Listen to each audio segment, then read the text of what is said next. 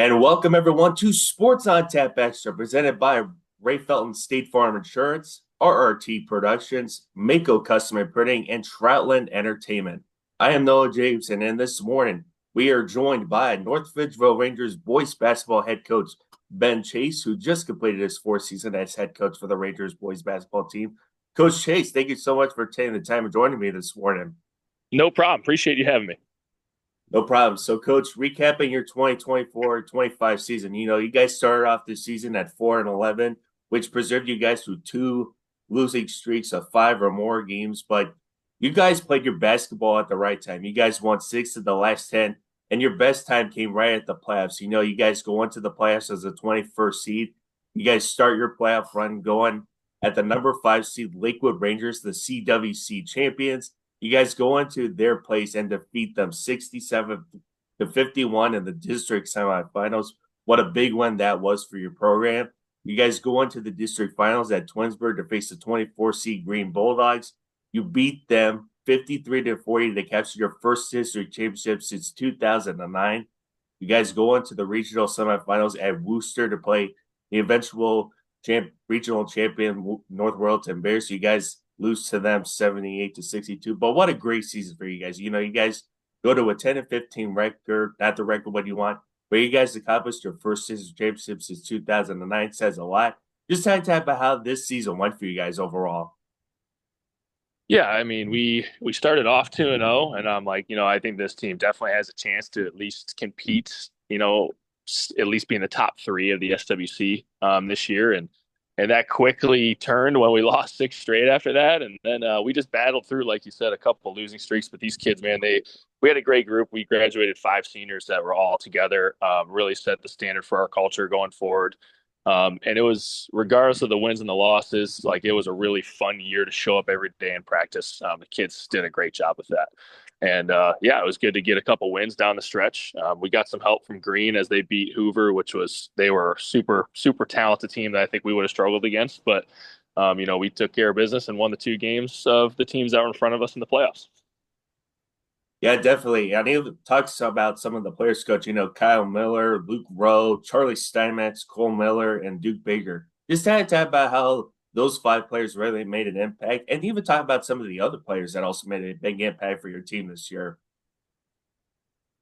Yeah, Kyle Miller was a second team All SWC and then first team All Lorain County. Like we're definitely going to be missing him as our point guard. Brought a lot of speed, a lot of ball handling to our team. We're going to replace him with a sophomore this year of Mason Allison. So I think Mason will do a great job as far as athletically and speed wise. He has some similar traits to Kyle, but there'll be a learning curve because he's a sophomore. I thought Cole Miller started to really come into his own at the end of the season. He had a huge 17-point performance against Lakewood that pretty much won us the game in the second half. And then, Charlie Steinmetz, another dual sport athlete, he ended up breaking a single season record for threes in a game with 9, which, I did not expect. I don't think anybody expected. But that shows his development from a football player to a basketball player during the season. And, I think the big returners this year are Luke Rowe, Duke Baker, and Cole Miller for us. They're going to do a lot of the scoring output. And, we're really excited to see kind of what they can do. I think all 3 of them have chances to get all conference honors this year. Yeah, definitely. Coach, with the success that you guys had this year, just had to talk about the community support from North Virgil that you guys had from this year. Yeah, North Ridgeville always supports. We have fantastic home environments, whether it's a Tuesday night or Friday night.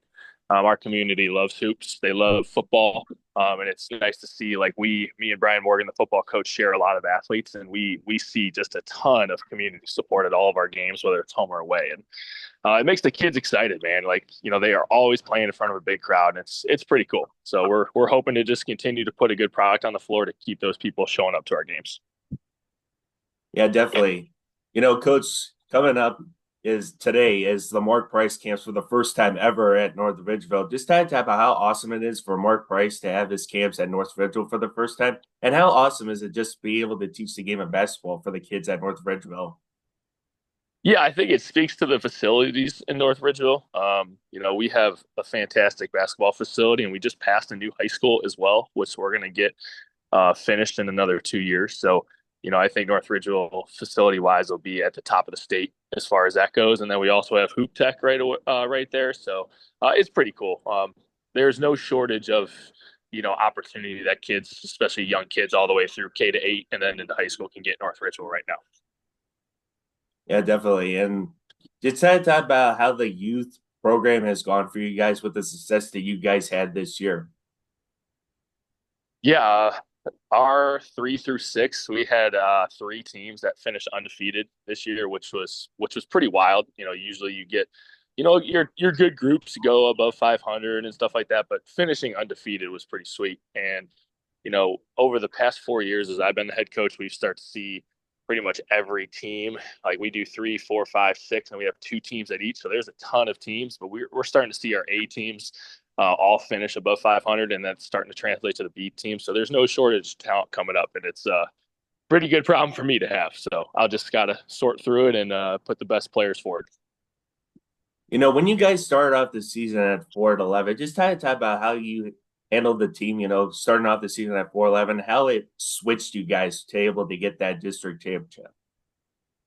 Well, everything we do, everything we teach is through our core values. That's our culture, and the kids have got to be held to that standard all the time. And it helps when you have 5 seniors too that are all great kids that are all bought in and they just want a positive basketball experience. So um, it also helped that it's not like we were getting blown out in those losses. I mean, we are down to the wire in all those games, and that can be really emotionally and mentally taxing on high school kids. But we just continue to break it down film wise, continue to learn, and continue to get reps through practice. And it's with a new playoff format. It's nice to be able to play schools our size instead of if that was last year or 2 years ago, we're going with a really low seed against one of the biggest teams in the state of Ohio, and we're probably not getting a district championship. So it's just nice that it's all fair now, and it's playing out in our favor.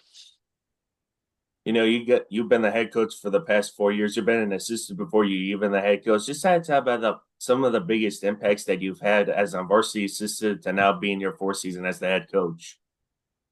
Yeah, I was really fortunate, and frankly, just lucky to get the varsity assistant job. I think I was 22 with Coach Morgan. I knew him prior, so we had a connection that way. But um, as far as running an actual program, especially K-12, and all the fundraising that comes through that, all of the programs and all of the people that you have to put in place to make it a successful program, that's what I learned from Brian. And then I also learned how to compete at a conference like the SWC, which is tough every year and is going to be extremely tough this year. And I think that has allowed me as I became the head coach to continue the positive momentum of the program. Our numbers are great. Our summer camp, we just had 170 kids. So, I mean, the numbers are where you want to make sure there's always forward momentum with the kids and positivity in your program. So now it's really just trying to capitalize on the talent that we have and making sure that um, our product on the floor is getting us wins and making us competitive every night. Well, Coach, I can't thank you enough for taking the time. The record isn't what you want this year, 10-15, but you guys accomplished something big. You guys won your first district championship since 2019. It says a lot about how you guys are going to have good momentum going into the 2025-26 season. So, again, thank you for taking the time joining me this morning.